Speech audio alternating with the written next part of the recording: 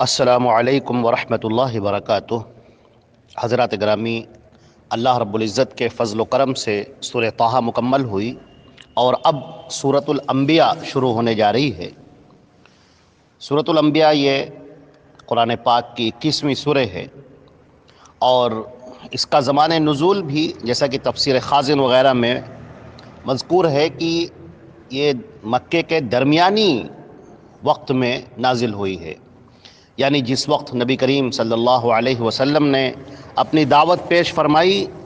اور کفار مکہ نے اس کا انکار کیا، اور نہ صرف یہ کہ انکار کیا بلکہ ان کی دشمنی اور ان کی عداوت بہت زیادہ بڑھ گئی تھی۔ اللہ کے رسول صلی اللہ علیہ وسلم ان کو اللہ کی طرف بلا رہے تھے اور وہ مسلسل اس کا انکار کیے جا رہے تھے اور اپنی دشمنی میں بہت زیادہ بڑھے ہوئے تھے۔ چنانچہ یہ وہ صورتحال ہے جس میں یہ سورہ نازل ہوتی ہے۔ سورہ انبیاء کے اندر انبیاء کرام کا ذکر کیا گیا ہے، ان کی سیرت کو بیان کیا گیا ہے، بہت سارے انبیاء کرام کا تذکرہ کیا گیا ہے، ہمارے رسول حضرت محمد مصطفیٰ صلی اللہ علیہ وسلم کا بھی تذکرہ فرمایا گیا ہے۔ اسی مناسبت سے اس کا نام انبیاء رکھ دیا گیا۔ نبی اور اس کی جمع جو آتی ہے، اس کا پلورل جو ہوتا ہے وہ انبیاء ہوتا ہے۔ نبی کہتے ہیں ایک نبی کو، اور انبیاء یعنی نبیوں کی جماعت، بہت سارے انبیاء کرام وہ اس میں شامل ہیں۔ ہم یہ دیکھتے ہیں کہ اللہ کے پیارے رسول صلی اللہ علیہ وسلم جب مبعوث ہوئے تو کفار مکہ اللہ کو مانتے تھے۔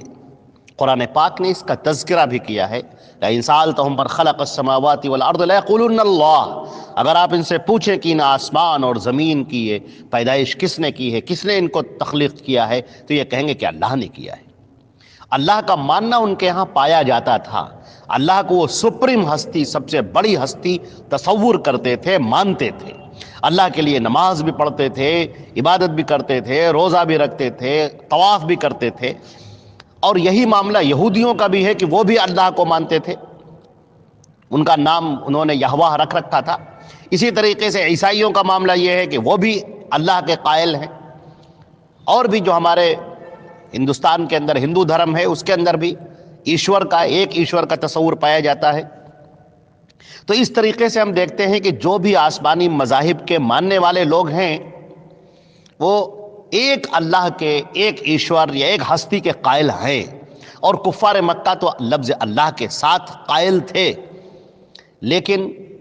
ان کے زندگی کے اندر جو بگاڑ آیا ہوا تھا، اس بگاڑ کی سب سے بڑی بنیاد شرک تھی۔ وہ اللہ رب العزت کے ساتھ دوسرے معبودوں کو بھی شریک کرتے تھے۔ اس کو آپ یوں کہہ لیجئے کہ اللہ کو الہ مانتے تھے، اور اللہ رب العزت کے علاوہ بہت سارے الہ انہوں نے بنا رکھے تھے۔ اور الہ کہتے ہیں جسے مصیبت میں پکارا جائے، ایک مافوق الہستی جسے تصور کیا جائے، جس کے قبضے میں بڑا اختیار ہو، قوت ہو، طاقت ہو، اقتدار ہو، اس کو مانتے تھے۔ اور جس کو پکارا جائے تڑپ کر، بلک کر، جب انسان کے سارے سہارے ٹوٹ جائیں، ساری امیدیں ختم ہو جائے، تو پھر وہ جس کو پکارتا ہے وہ الہ کہلاتا ہے۔ اللہ تعالیٰ فرماتے ہیں کہ لا الہ الا اللہ، اللہ کے علاوہ کوئی نہیں، فَاعْلَمْ أَنَّهُ لَا إِلَٰهَ إِلَّا اللَّهُ، تم پہلے جان لو، سب سے پہلے جان لو کہ اللہ کے علاوہ کوئی معبود نہیں ہے، اللہ کے علاوہ کوئی الہ نہیں ہے۔ کفار مکہ لات، عزا، ہبل کو مانتے تھے، اور اس کے علاوہ بے شمار دیوی دیوتاؤں کو انہوں نے بنا رکھا تھا، جن کو وہ مصیبتوں میں پکارتے تھے، ان کے لیے نذر و نیاز کرتے تھے، ان کے لیے قربانیاں کرتے تھے، ان کے آگے کھانے لگاتے تھے، اور ان کو پکارتے تھے اپنی پریشانیوں میں اور مصیبتوں میں، ان کی دہائی دیتے تھے، ان کو آواز لگاتے تھے، اور یہ کہتے تھے کہ ہم جانتے ہیں کہ یہ لات، عزا، ہبل یہ اللہ نہیں ہیں، لیکن یہ اللہ کے بڑے قریب ہیں، ہم ان کی عبادت اس لیے کرتے ہیں کہ یہ ہمارے معاملے کو اللہ تک پہنچا دے، سفارشی ہمارے بن جائیں۔ قرآن پاک نے اس کا تذکرہ کیا ہے، ما نعبدهم الا هؤلاء شفعاؤنا عند اللہ، یہ اللہ کے پاس ہمارے سفارشی ہوں گے، ما نعبدهم الا ليقربونا الى اللہ زلفا، ہم ان کی عبادتیں اس لیے کرتے ہیں تاکہ ہمیں اللہ سے قریب کر دے۔ تو اللہ رب العزت نے اس بات کو بھی سخت ناپسند کیا ہے کہ اپنی عبادات میں وہ تنہا ہے، جیسے اللہ اپنی ذات میں تنہا ہے، اکیلا ہے، وحدہ لا شریک لہ ہے، اسی طرح اپنی صفات میں بھی وہ تنہا ہے، اور اسی طرح جو اس کے لیے عبادتیں کی جاتی ہیں وہ عبادتیں صرف اسی کے لیے کی جائیں، اس میں کسی اور کو شریک نہ کیا جائے۔ اللہ رب العزت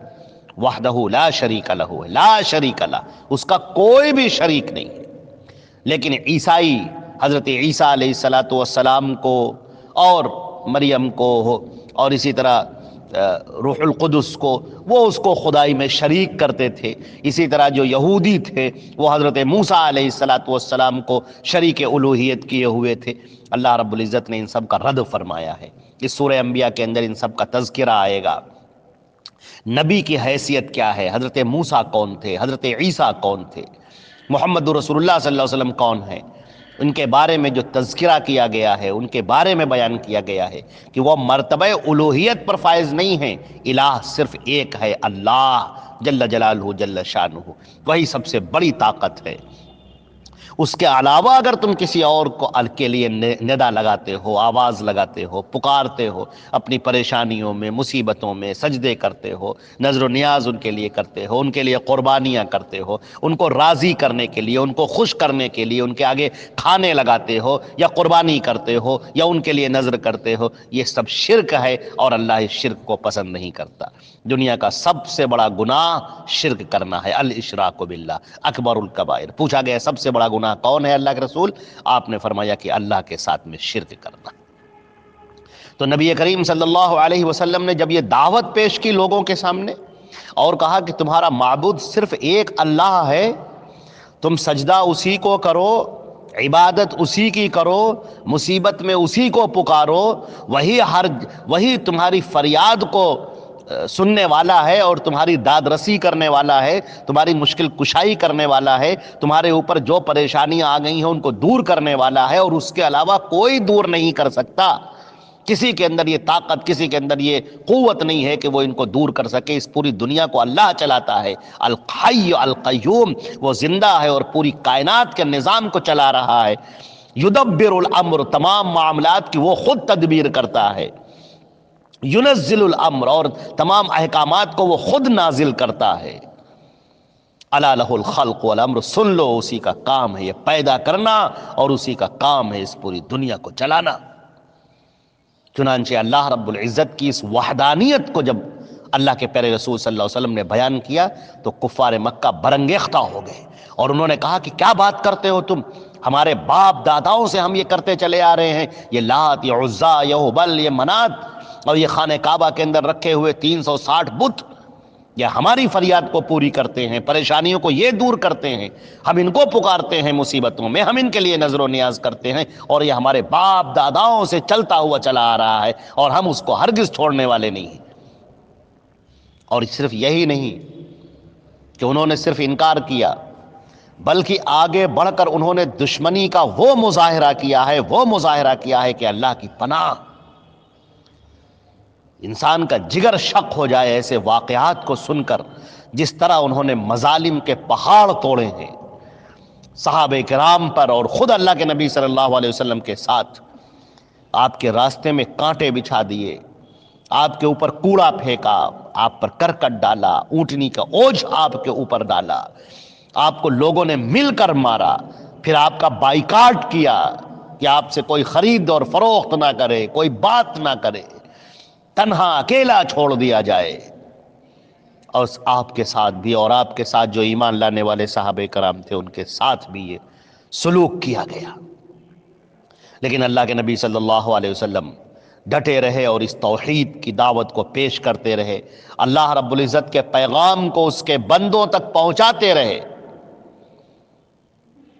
کسی کی کوئی آپ نے پرواہ نہیں کی۔ جب ابو طالب نے آپ سے کہا تھا کہ میرے بھتیجے، میں پوری قوم کی دشمنی مول نہیں لے سکتا، رک جاؤ اپنی اس دعوت سے، مت پیش کرو یہ، جیسے سارے لوگ زندگی گزارے تم بھی گزارو۔ آپ نے کہا چچا جان، اگر میرے دائیں ہاتھ میں چاند اور بائیں ہاتھ میں سورج لا کر رکھ دے کہ میں رک جاؤں تو میں رک نہیں سکتا، میں یہ کام کر کے رہوں گا، میں دعوت کو پہنچا کے رہوں گا، میرے ذمے اللہ نے جو یہ کام پہنچایا میں اس کام کو کر کے رہوں گا۔ انبیاء کرام کی سیرت بھی یہاں پر بیان کی گئی ہے کہ کیسے انہوں نے جب اپنی دعوت پیش کی تو ان کی قوم کے ساتھ کیا کیا سابقہ ہوا، کیسے واقعات پیش آئے اور کیسے انہوں نے اپنی دعوت کو پیش کیا، اس سورہ کے اندر یہ سب تفصیل سے بیان کیا جائے گا۔ پھر کفار مکہ کو جو اعتراضات ہوتے تھے، اور صرف کفار مکہ تو ایک استعارہ ہے، بلکہ جن مشرکین کو جو بھی اعتراض ہوتے تھے نبوت پر، رسالت پر، عقید توحید پر، عقید آخرت پر، ان سب کو چن چن کر یہاں پر بیان کیا گیا ہے، اور بڑے اچھے انداز میں اس کو اللہ رب العزت نے بیان فرمایا ہے، اور بالکل دو دو چار کی طرح توحید کو واضح فرمایا ہے اور اپنے حکم کو بیان فرمایا ہے، اور انسان کو بتایا گیا ہے کہ اب اس بدمستی سے باز آ جاؤ، سرکشی کو چھوڑ دو، اور یاد رکھو کہ تمہیں اللہ کے سامنے مرنے کے بعد اس کے سامنے کھڑا ہونا ہے، لہذا اس دن کی تیاری کرو۔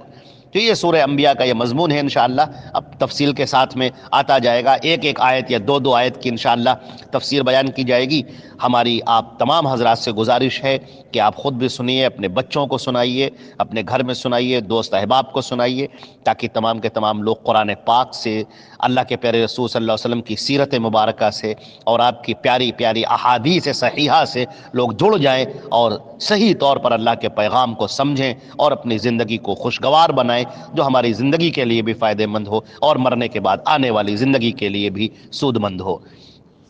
والسلام علیکم ورحمۃ اللہ وبرکاتہ۔